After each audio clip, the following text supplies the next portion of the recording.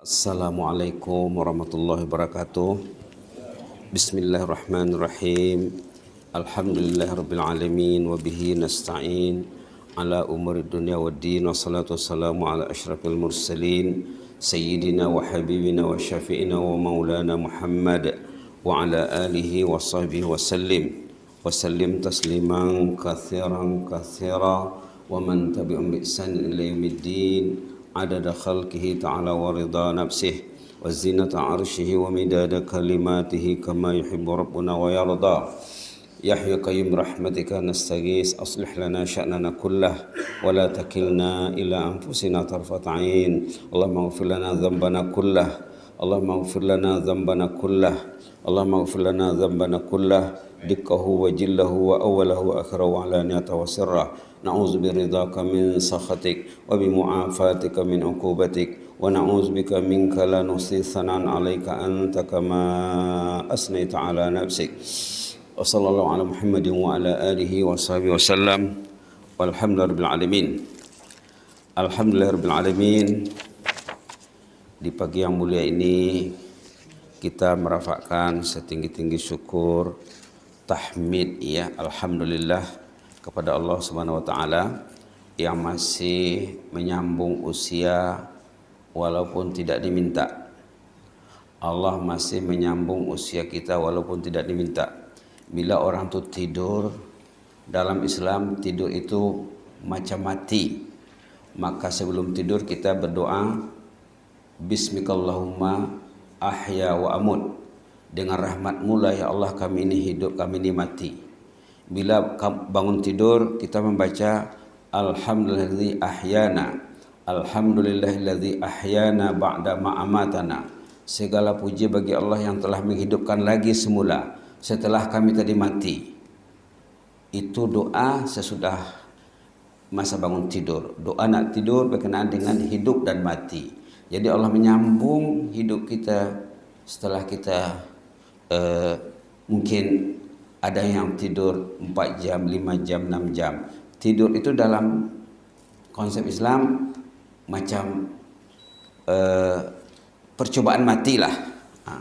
Itu maka doa kalau kita perhatikan ya, doa nak tidur, doa bangun tidur berkenaan dengan hidup dan mati. Jadi kita bersyukur kepada Allah, kita masih hidup lagi dan tiba masanya nanti kita akan mati. Sama ada mati waktu tidur ataupun mati subhanallah sedang salat. Ada orang mati sedang salat ya, ada yang mati bertazkirah, ada yang tiba ajalnya waktu duduk di masjid, ada yang ajalnya diambil di rumah sakit. Ada dulu sahabat dari Bandung, lama dulu kerja di Brunei, katanya ibunya tidak pernah masuk hospital. Tidak pernah. Karena dia berniat kepada Allah, ya Allah, kalau boleh saya tak usah nak masuk hospital ya Allah. Jagalah hidup saya ini. Maka dia tak masuk hospital. Tak masuk hospital sampai dia meninggal. Di hari meninggal dia sehat, dia baca Quran masa meninggal tu. Pikiran kita macam mana? Kita ingin diurus Allah atau tidak? Oh tak apalah, saya nanti meninggal di JPMC saja.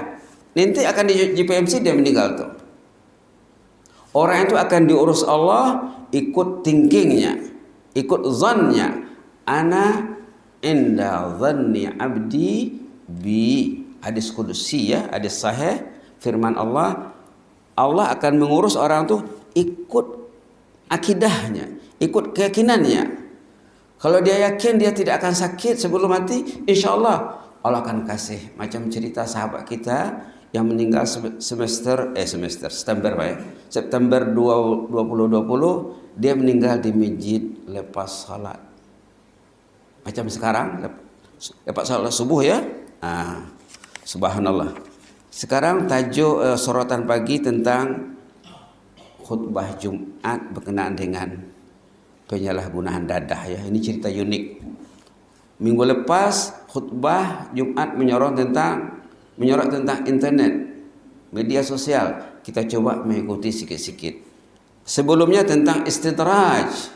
Kita coba follow sikit-sikit. Sekarang tentang dadah pula. Tapi sebelum sorot tentang dadah, kita nak lihat ayat yang dibaca imam tadi dulu juga pernah disorot, tapi kita sorot dari segi lain barangkali ya. Surah Al-Fajr, wal fajri wa layalin ashr.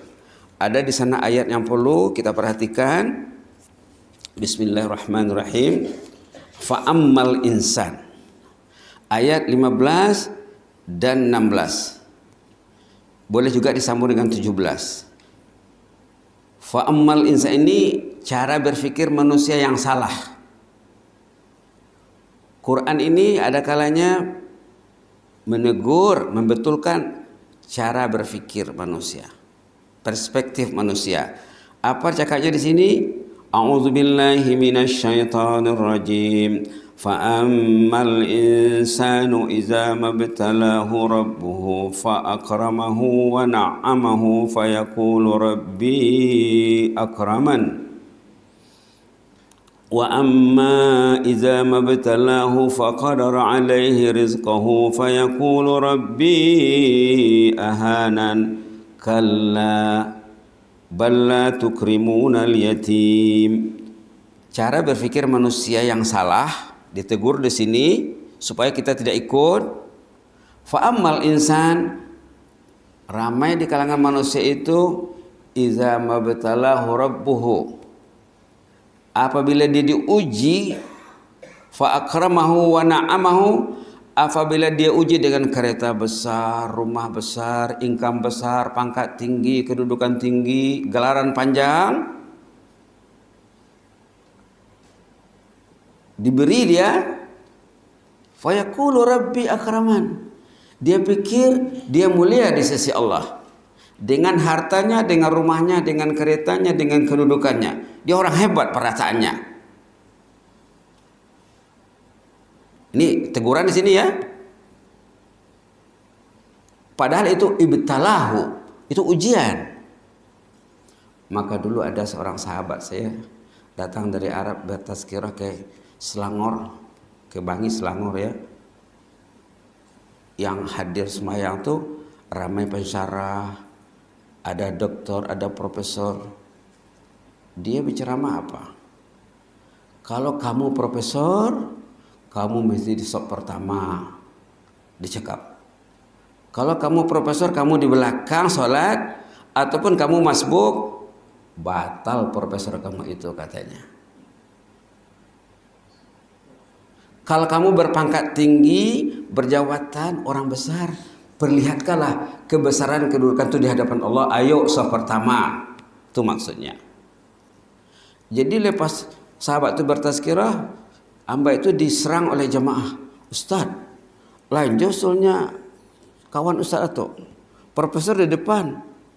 Kami nak yang tak profesornya di mana kedudukan kami? Kalau encik yang di depan, encik bukan profesor, berarti encik yang profesor. Wah, bisa tah katanya. Ini dia ya. Fa ammal insanu idza mabtalahu rabbuhu fa akramahu wa na'amahu fayaqulu rabbi akraman. Kalau orang tu hebat kedudukannya, hebat kekayaannya, dia melihat itu Allah sayang sama dia, salah. Dalam khutbah Jumat ya, setiap Jumat tengoklah mana-mana khutbah Jumat, di awal Jumat disebutkan ayat dalam surah Al-Hujurat, inna akramakum, kata imam, inna akramakum indallahi atqakum. Setiap Jumat tuh tengoklah, ini ada khutbah Jumat sini. Orang yang mulia ini dicakap akraman, fa akramahu wa na'amahu fa yaqulu rabbi akramani. Di bab Al-Karam. Al-Karam ini mulia, hebat. Jangan orang itu beranggapan kemuliaan itu di sisi Allah ikut income-nya, ikut rumahnya, ikut keretanya, ikut jawatannya, ikut degree-nya. Bukan itu. Itu ujian. Kita kaitkan dengan khutbah Jumat, inna akramakum indallahi atqakum. Patokan standar ukuran, datang tak ke masjid, Tahajud tak dia? Sukakah dia menolong orang? Sukakah dia berinfak? Inna akramakum indallahi atqakum. Nanti boleh running dengan imam lagi surah Al-Hujurat tu ya. Kedudukan orang tu, status orang tu diukur ikut takwanya, ketaatannya, keimanannya, keilmuannya. Bukan kebendaan, bukan kepangkatan, bukan jawatan. Ini ayat ni. Fa ammal insanu iza mabtalahu. Pangkat itu, jawatan itu, gelar itu ujian. Ibtalahu. Bala. Ini bala nih. Bala itu ujian. Nah, ibtalahu. Bala ya betali imtihan, ikhtibar. Ini ayat ni ya. Perhatikan. Ukuran orang itu di sisi Allah bukan ikut status sosialnya. Statusnya di langit macam mana? Ada tak rekod dia waktu tahajud? Oh, haji ini sudah bangun, datuk ini sudah bangun, pehin ini sudah bangun. Ada rekodnya di langit waktu tahajud? Itulah yang jadi ukuran. Oh, orang ini melangkah ke masjid sebelum azan berkumandang, dia sudah melangkah ke masjid, ataupun waktu azan paling lambat setelah azan dia tidak absen. Itulah ukurannya. Itu maksud ayat ni. Ayat 15 suratul Fajr. Ayat 15 suratul Fajr. Subhanallah, subhanallah. Ayat anda tadi itu yang selalu dalam khutbah Jumat, surah Al-Hujurat, inna akramakum indallahi atqakum. Boleh dirujuk nanti. Bismillahirrahmanirrahim. Halaman 517 ayat 13. Ya ayyuhan nas inna khalaqnakum min dzakarin wa untha wa ja'alnakum syu'uban wa qabaila lita'arafu inna akramakum indallahi atqakum innallaha alimun khabir. Shadaqallahul azim. Ayat 13 surah Al-Hujurat. Wahai umat manusia semuanya tanpa kecuali, inna khalaqnakum min dzakarin wa untha. Allah jadikan manusia ini ada lelaki ada perempuan. Wa ja'alnakum syu'uban wa qabail.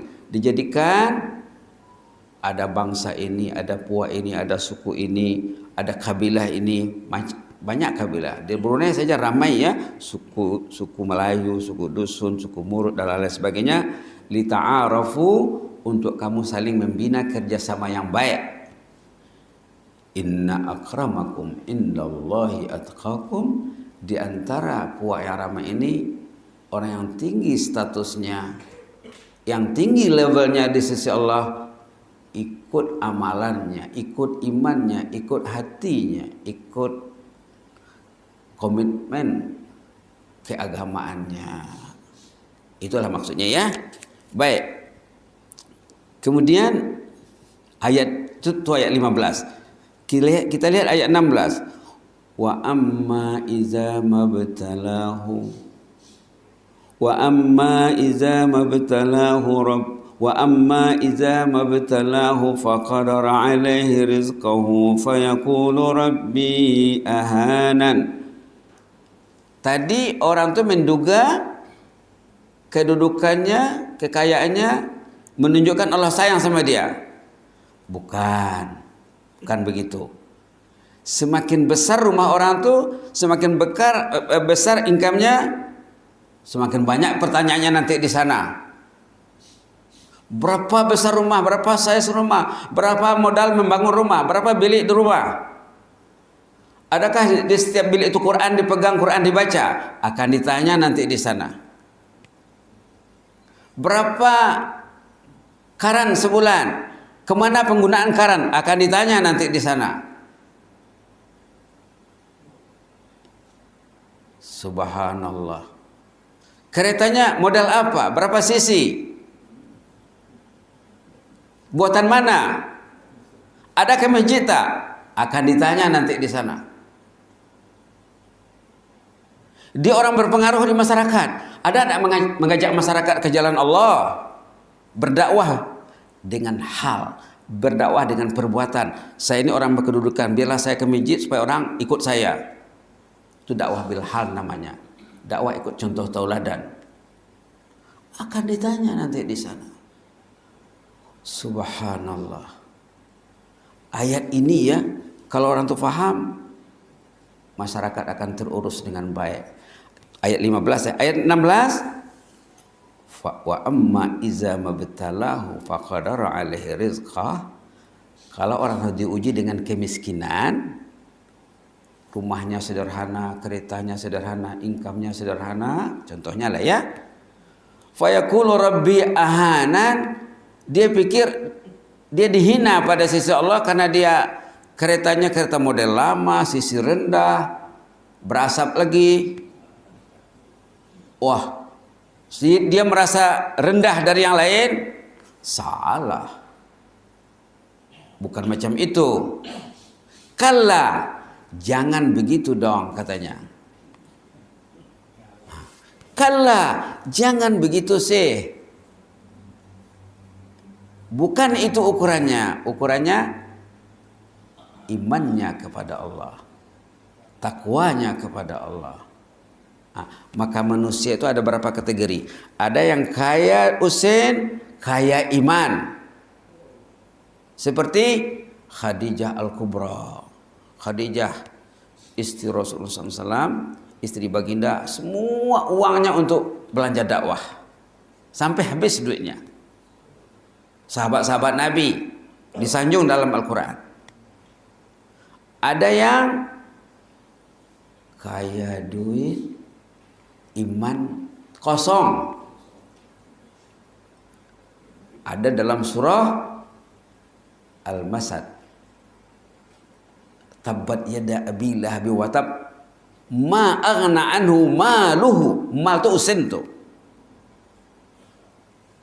Celaka itu Abu Lahab. Celakalah dia. Ma aghna anhu maluhu. Usennya tidak berguna sama sekali. Wa ma kasab, hasil usahanya semua kosong. Karena apa? Usen banyak, iman kosong. Jadi tidak bernilai. Ada orang yang imannya hebat, usen tidak ada. Ramai di antara sahabat Nabi yang duduk di masjid, Ahlus Suffah namanya, ada tempat penampungan di masjid. Tidak bosen, tidak berumah, disanjung dalam Quran. Tapi imannya hebat. Satu hari Rasulullah pergi arah Ahlus Suffah, ini namanya Ahlus Suffah ya. Orang yang ditampung di masjid, tidak ada saudara yang menampungnya, tidak ada tidak ada rumah. Bila time jihad perang, siap untuk perang, berebut. Subhanallah.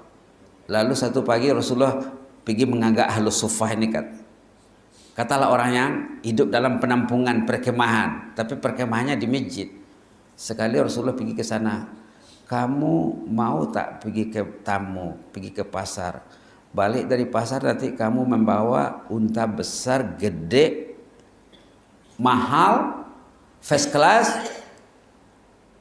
2 ekor, sekali pergi ke pasar di pagi hari. Wah, kami mau. Kata Rasulullah, kamu sebenarnya tidak payah pergi ke pasar ke tamu. Kamu pergi ke masjid, memang orang itu berada dalam masjid ya. Kalau kamu baca 2 ayat pendek di pagi hari sebelum subuh atau lepas subuh, 2 ayat itu nilainya seperti 2 ekor unta besar gemuk. Kenapa Rasulullah sebut pasal unta? Karena dulu itu yang ada ya. Dulu tak ada BMW, dulu tak ada Mercedes, dulu tak ada ini, tak ada ini. Duduk di masjid di pagi hari, baca Quran, 1 ayat nilainya 1 ekor unta besar gemuk. Hadis sahih itu ya. Jadi jangan pernah malas pegang Quran. Sama ada sebelum sholat ataupun menunggu qamat ataupun lepas solat sampai nanti masuk waktu duha. Begitulah. Baik, yang jelasnya orang yang tak bersin jangan menganggap dirinya rendah di sisi Allah.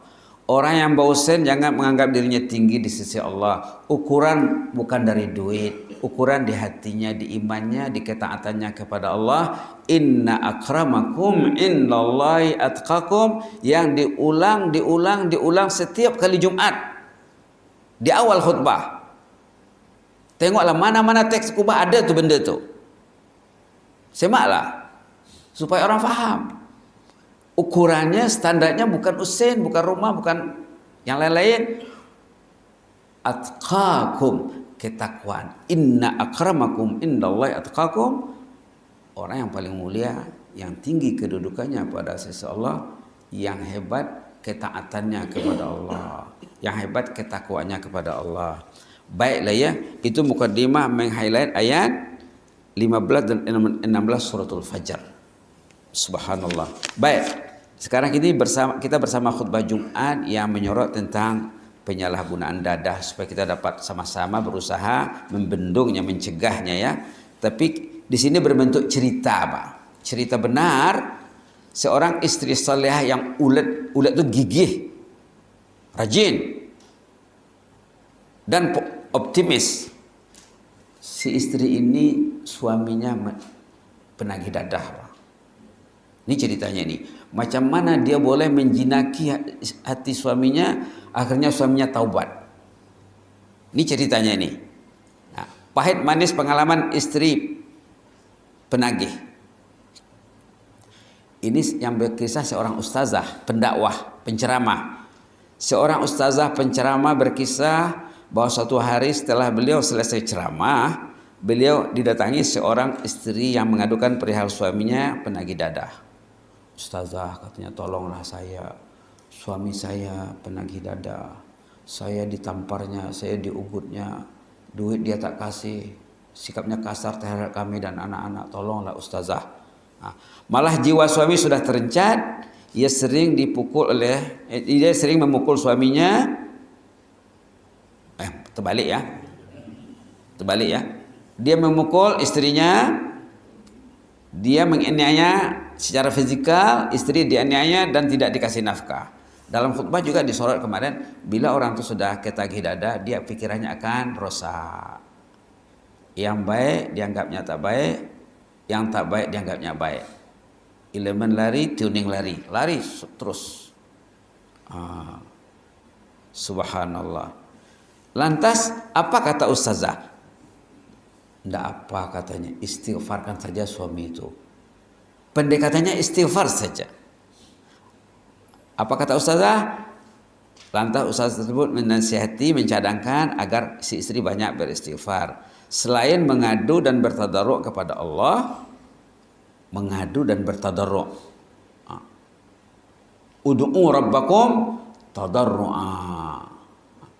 Perintah bertadarruk ini banyak dalam Quran ya. Ada dalam surah Sajadah, ada dalam surah Al-A'raf, ada dalam surah lain juga seperti surah An-Naml. Bertadarruk kepada Allah khasnya ketika sujud di penghujung malam. Si ustazah menyarankan supaya si istri bangun tahajud, mendoakan suami waktu sujud di penghujung malam atau sepertiga malam terakhir sebelum subuh. Itu saja nasihat ustazah. Lepas itu pun ustazah pun bedar, si istri pun balik ke rumahnya. Dalam beberapa bulan sesudah itu, ustazah datang lagi ceramah di tempat yang sama. Dia ditemui oleh si istri salehah, seraya mengatakan jazakallahu khaira wa ahsanallahu ilaik. Dan dia bertanya, ustazah ingatkah saya lagi? Sayalah yang pernah berkonsultasi dengan ustazah, menceritakan perihal suami saya. Ustazah menyuruh saya banyak beristighfar. Alhamdulillah, nasihat ustazah sudah dilaksanakan. Ternyata hasilnya hebat sekali. 6 bulan dia beristighfar dalam sujud, mendoakan suaminya 6 bulan. Akhirnya suaminya taubat kepada Allah. berubah siang dengan malam. Inilah kegigihan istri salihah yang unik, yang ulet ya. Malah beliau mengurus saya dan anak-anak dengan baik sekarang katanya. Itulah ceritanya ini. Subhanallah. Apa-apa masalah ini dadah ya, boleh selesai dengan istighfar. Tapi bila di ujung malam, dalam suasana macam mana? Waktu sujud. Bila orang sholat di malam hari, di ujung malam waktu sujud, tengok faktor kekuatan doanya,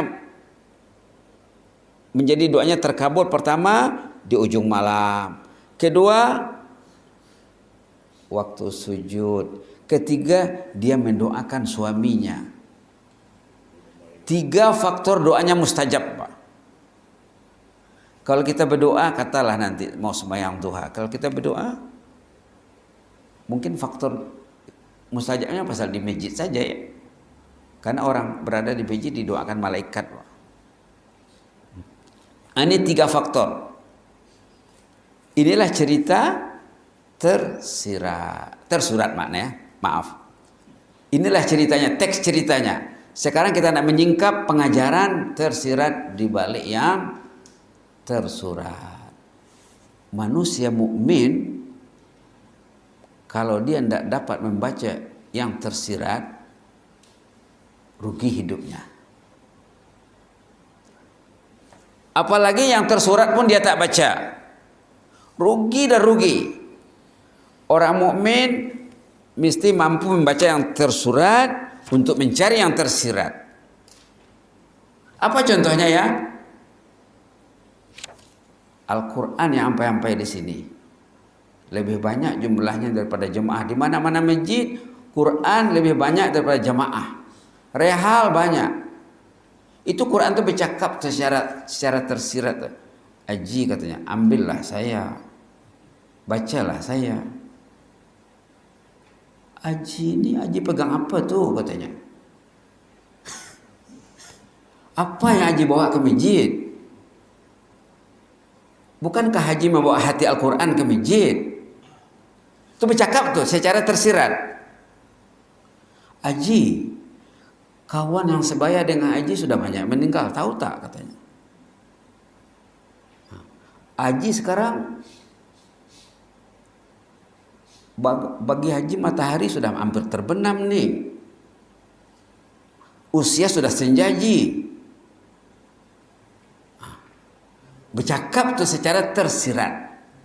Balik ke rumah, Haji, di rumah juga Haji tak pegang saya.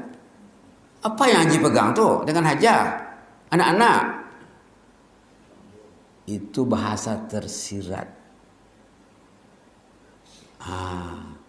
Orang tuh mesti mampu membaca yang tersirat. Kalau tidak rugi.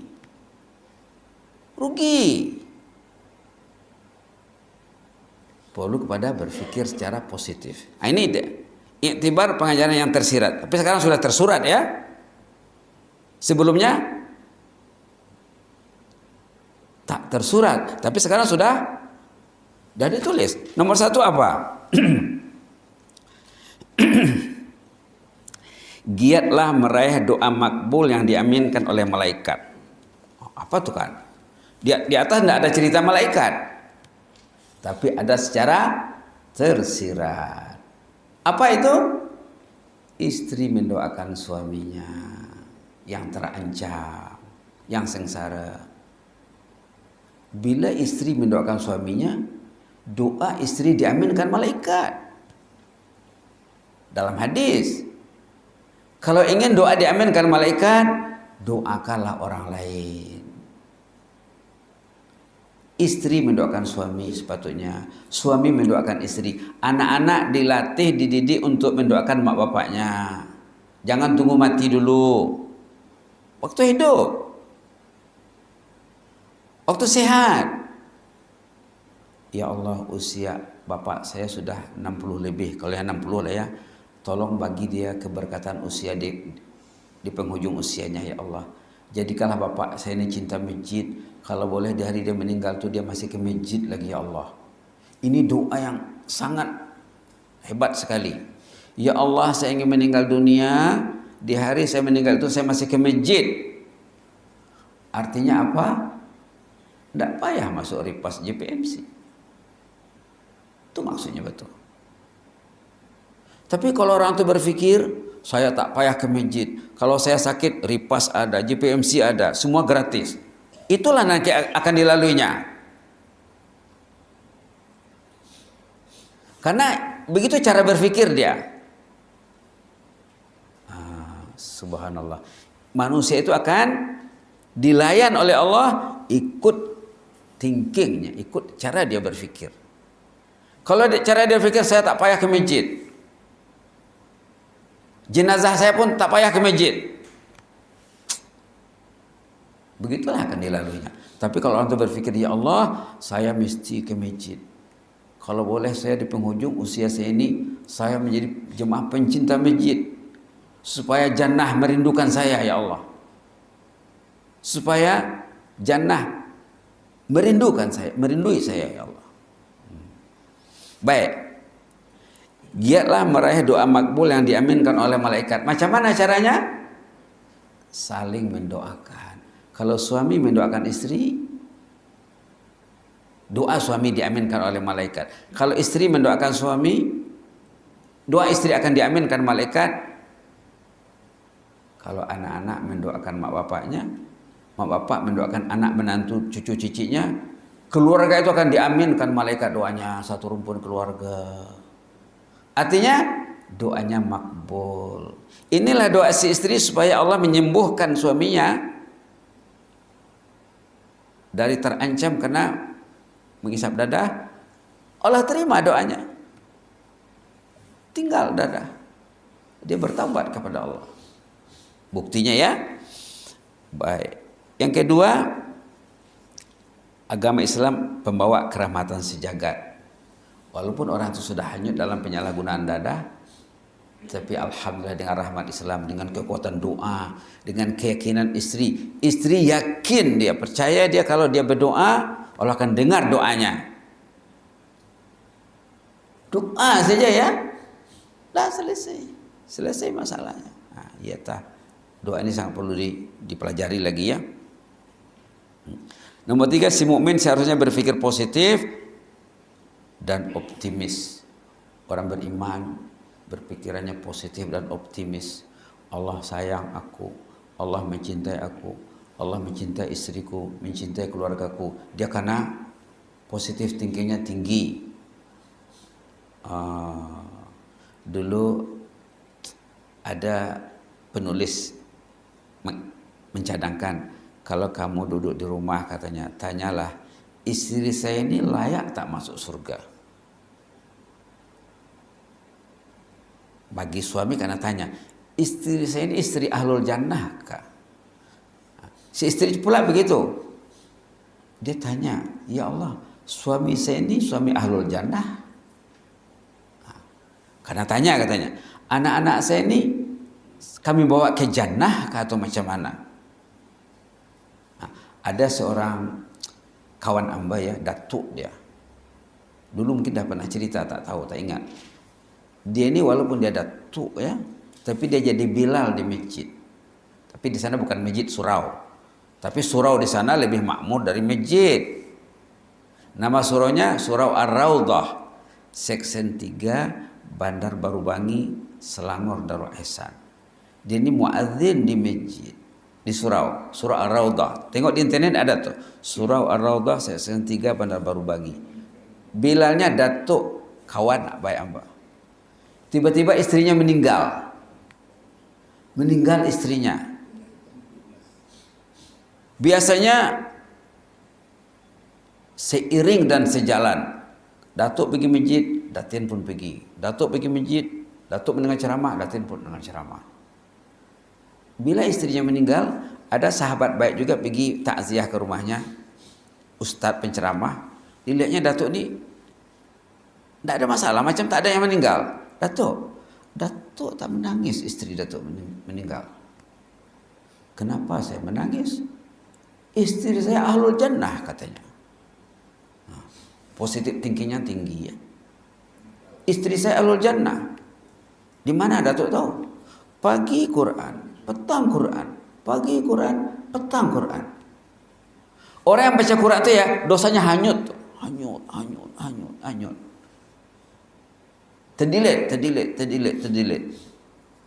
Orang yang rajin pegang Quran, dosanya akan terdilit. Dia diaminkan malaikat. Tanah perumahan yang dia baca Quran itu mendoakannya, merinduinya kalau dia sudah meninggal. Ya Allah, dulu Fulan bin Fulan, Fulanah binti Fulan selalu bertilawah di sini. Sekarang tidak ada lagi. Bahkan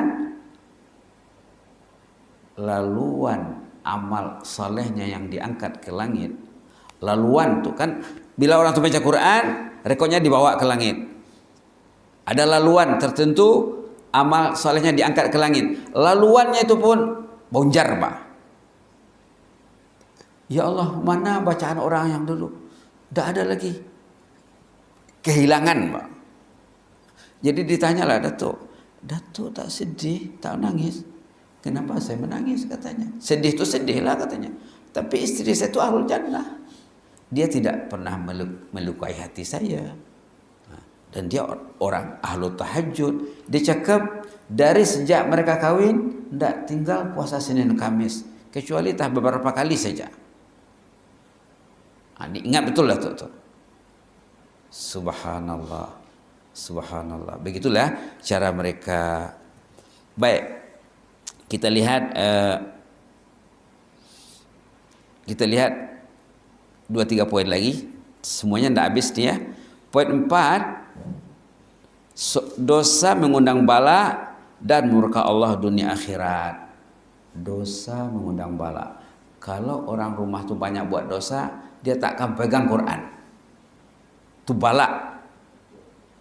Dia akan susah melangkah ke masjid, susah sembahyang sunat, susah tahajud, susah berzikir. Dosa melahirkan dosa.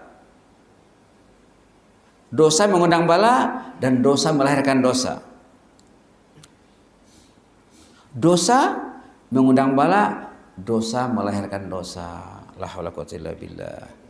Jadi kita nak lihat di sini yang jelasnya salah satu solusi penting untuk mengatasi apa-apa masalah keluarga dan masyarakat dan umat, berdoa waktu salat, khasnya di ujung malam. Di sini doa-doa yang dicadangkan, doa yang sudah dihafal oleh jemaah juga ya. Rabbana zalamna anfusana wa illam taghfir lana wa tarhamna lanakunanna minal khasirin. Surah Al-A'raf ayat 23. Doa Adam dan Hawa. Doa Nabi Adam dan Siti Hawa ni. Rabbana zalamna anfusana wa illam taghfir lana wa tarhamna lanakunanna minal khasirin.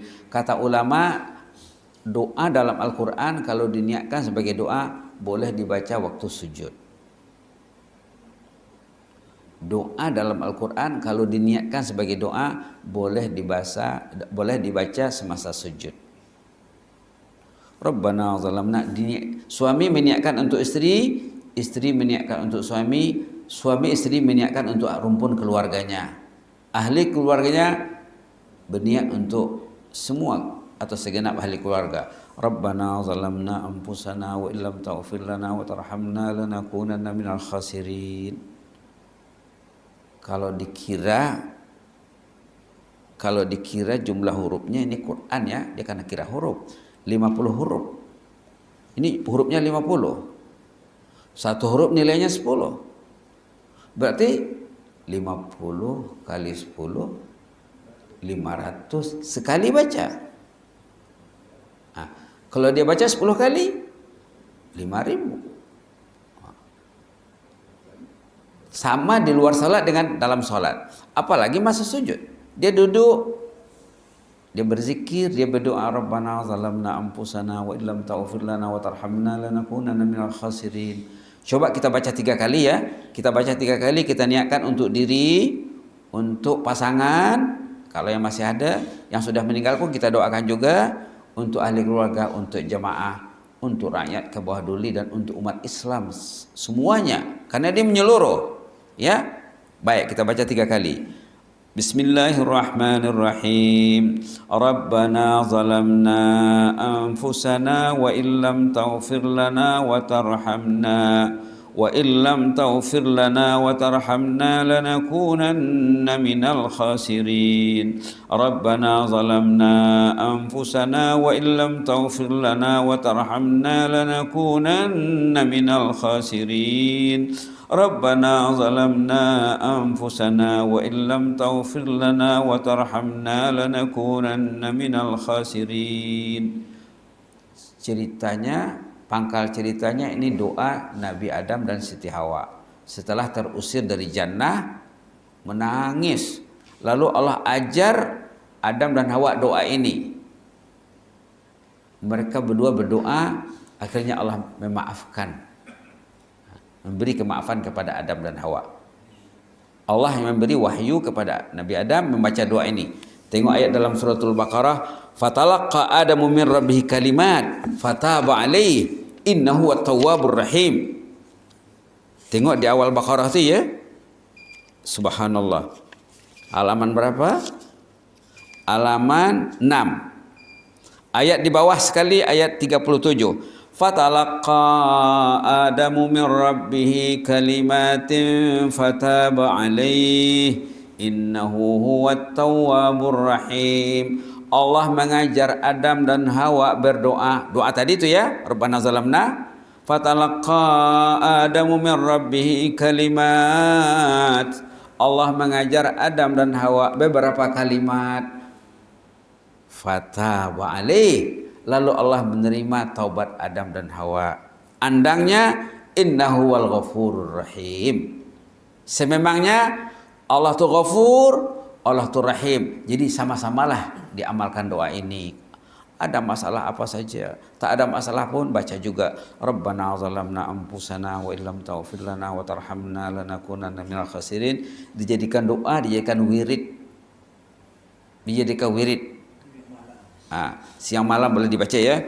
Baik. Solusi yang kedua, doa yang diajar oleh Rasulullah kepada sahabat. Waktu sahabat bertanya, "Kaifa nastaghfiru ya Rasulullah?"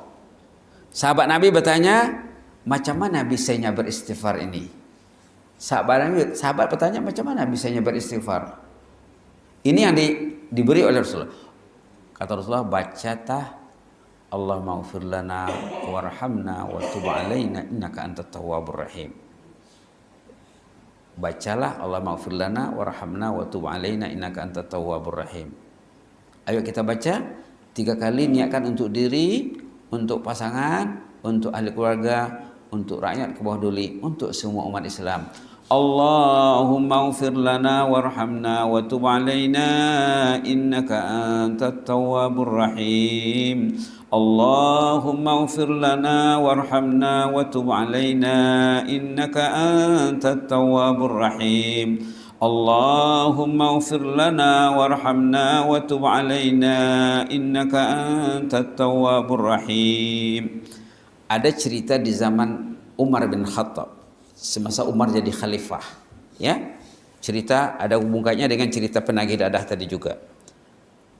Umar ini pemimpin negara yang sangat tinggi keprihatinannya terhadap masyarakat, rakyat. Sangat tinggi sekali. Umar kalau pergi ke satu kawasan, ke masjid kemana, dia ingat orang tu, dia ingat. Suatu hari Umar pergi ke Syam, katalah ke Syria ya, sekarang, atau ke Jordan. Lalu Umar bin Khattab kehilangan seorang jemaah, Pak. Mana Fulan bin Fulan? Dulu ada di sini seorang anak muda gagah perkasa. Ani dah tiada muanya. Kata Umar. Tanya Umar, mana dia? Mana dia? Kata jemaah, oh sekarang tidak nampak mual lagi. Hari-hari mabuk. Kata jemaah, dulu kaki masjid, sekarang kaki botol. Bah, bisa kata Umar. Ayo kita istighfarkan. Umar beristighfar, jemaah mengistighfarkannya. Kemudian Umar menulis sedikit surat ayat 1, 2, 3 surah Ghafir. Itu ayat apa tuh? Pelunak hati, pelembut hati.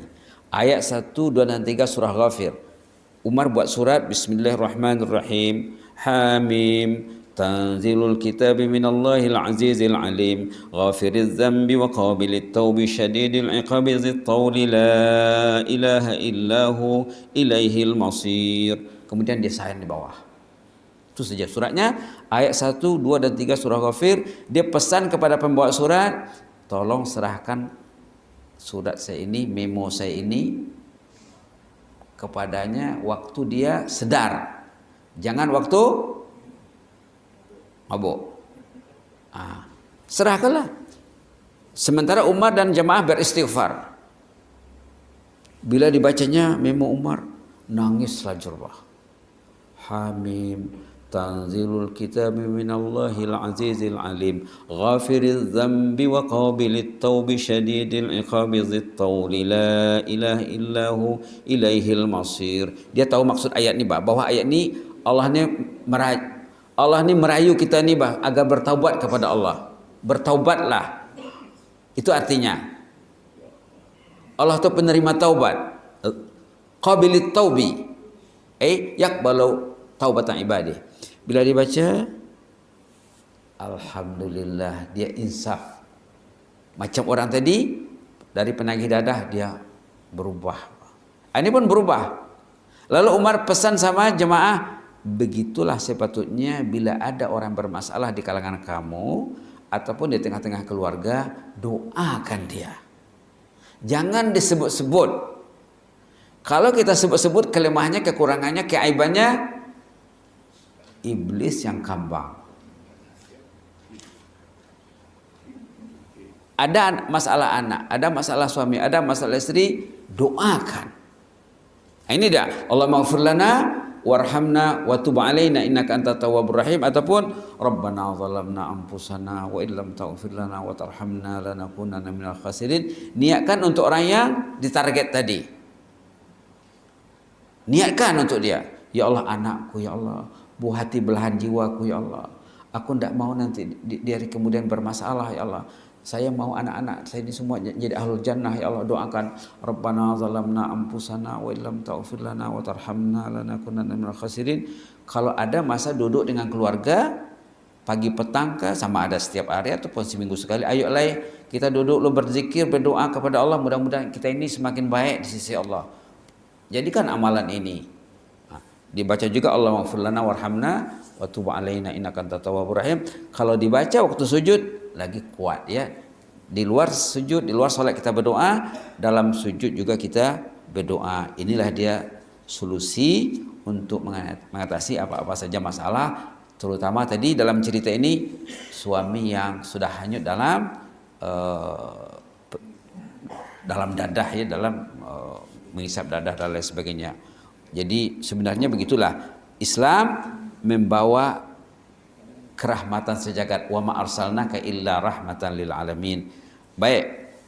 Sebagai penutup kita baca lagi yang di atas surah Al-A'raf 3 kali, yang di bawah hadis Imam Nasa'i itu ya. Dalam buku merebut pahala yang difotokopi oleh jemaah itu ada doa ini, ada keterangannya juga. Doa hadis Imam Nasa'i. Kita baca lagi sama-sama 3 kali. Kita niatkan untuk kita semuanya ya, termasuk ahlul masjid, ahlul qaryah, penduduk kampung, dan rakyat Kebaduli, dan semua umat Islam, Islam sejagat ya. Bismillahirrahmanirrahim. Rabbana zalamna anfusana wa illam taghfir lana wa tarhamna lanakunanna minal khasirin. Rabbana zalamna anfusana wa illam taghfir lana wa tarhamna lanakunanna minal khasirin. Rabbana zalamna anfusana wa illam taghfir lana wa tarhamna lanakunanna minal khasirin. Allahumma ighfir lana warhamna وارحمنا وتب علينا إنك أنت التواب الرحيم اللهم اغفر لنا وارحمنا وتب علينا إنك أنت التواب الرحيم اللهم اغفر لنا وارحمنا وتب علينا إنك أنت التواب الرحيم سبحان ربك رب العزة عما يصفون وسلام على المرسلين والحمد لله رب العالمين سورة العصر أعوذ بالله من الشيطان الرجيم بسم الله الرحمن الرحيم والعصر إن الإنسان لفي خسر إلا الذين آمنوا وعملوا الصالحات وتواصوا بالحق وتواصوا بالصبر سبحانك اللهم وبحمدك سبحانك اللهم وبحمدك أشهد أن لا إله إلا أنت أستغفرك وأتوب إليك تقبل الله منا منكم